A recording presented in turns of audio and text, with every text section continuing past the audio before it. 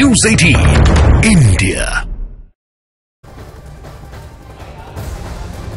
चुनावी बॉन्ड पर supreme court का बड़ा फैसला इस वक्त हम आपको बता रहे हैं। सबसे बड़ी खबर न्यूज 18 इंडिया पर आपको बता रहे हैं। कोर्ट ने चुनावी बॉन्ड पर रोक लगाई है। चुनावी बॉन्ड पर देश की सर्वोच्च अदालत ने रोक लगा दी है।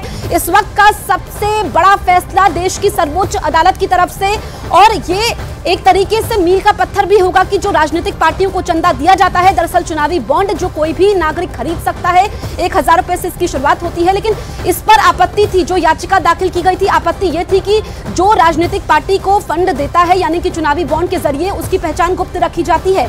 ऐसे में सीजीआई ने यह माना कि यह काले धन का जरिया बनता है, इसमें सूचना के अधिकार का हनन होता है। तो ऐसे में 5 जजों की बेंच का यह बड़ा फैसला, कोर्ट ने चुनावी बॉन्ड पर रोक लगाई है।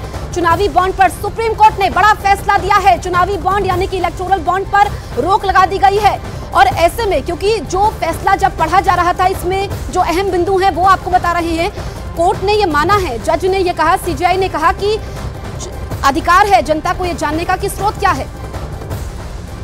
तो इस वक्त की ये सबसे बड़ी खबर है, लोकतंत्र में इलेक्टोरल बॉन्ड को लेकर देश की सर्वोच्च अदालत ने अपना फैसला सुना लिया है।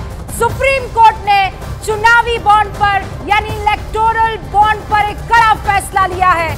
चुनावी बॉन्ड पर रोक लगा दी है। विक्रांत यादव हमारे वरिष्ठ सहयोगी इस वक्त हमारे साथ इस पूरे फैसले पर जुड़े हुए, उनका रुख करते हैं। विक्रांत, ये इस वक्त की बड़ी खबर है, तमाम राजनीतिक पार्टियों को एक बड़ा झटका है, स्पेशली जब ये कहा जाता है कि जो सत्ता में पार्टियां होती है उनको आसानी से ये इलेक्टोरल बॉन्ड का फायदा मिल जाता है, लेकिन बाकी पार्टियों को नहीं मिलता है, और इसीलिए फैसला बहुत अहम हो जाता है।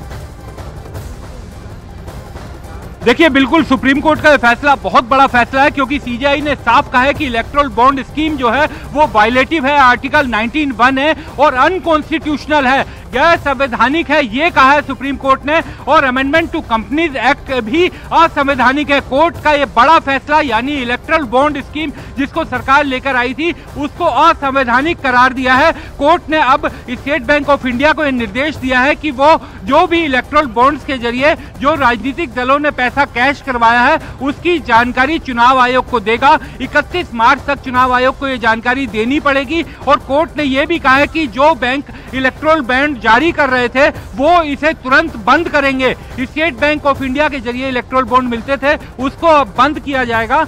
और स्टेट बैंक ऑफ इंडिया को यह भी कहा है कि वो तमाम डोनेशंस जो इलेक्टोरल बॉन्ड्स के जरिए मिली है और जिन राजनीतिक दलों को उसके जरिए चंदा मिला है उसके बारे में जानकारी दी जाएगी। ओके, सुप्रीम कोर्ट की तरफ से जो जजमेंट आया है इसमें वो कौन कौन सी बड़ी बातें हैं विक्रांत? अच्छा, पहले आपके साथ कुछ वकील है। मैम जय मैम प्लीज लास्ट, जय मैम बस 2 मिनट मैम, 2 मिनट का। Give me 5 minutes, I am tired.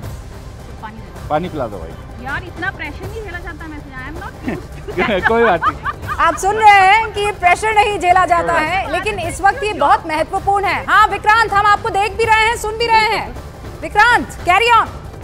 देखिए, हमारे साथ जय ठाकुर हैं, पेटिशनर हैं, थक गई हैं और पानी भी पीने की कोशिश कर रही है। उनसे बात जरूर करेंगे। उनके लिए एक बड़ी जीत है, बड़ी याचिका उन्होंने लगाई थी और एक बड़ा फैसला सुप्रीम कोर्ट का सामने आया है। और क्योंकि यहाँ पर कई लोग उनसे बात भी करना चाहते हैं, मैम सबसे पहले तो इस याचिका को आप लोगों ने दाखिल किया था, आज एक बड़ा कदम सुप्रीम कोर्ट ने साफ कह दिया है कि अनकॉन्स्टिट्यूशनल है, तो बड़ी जीत। निश्चित रूप से ये हमारे लिए एक बहुत बड़ी जीत है, क्योंकि हमने जो मांग रखी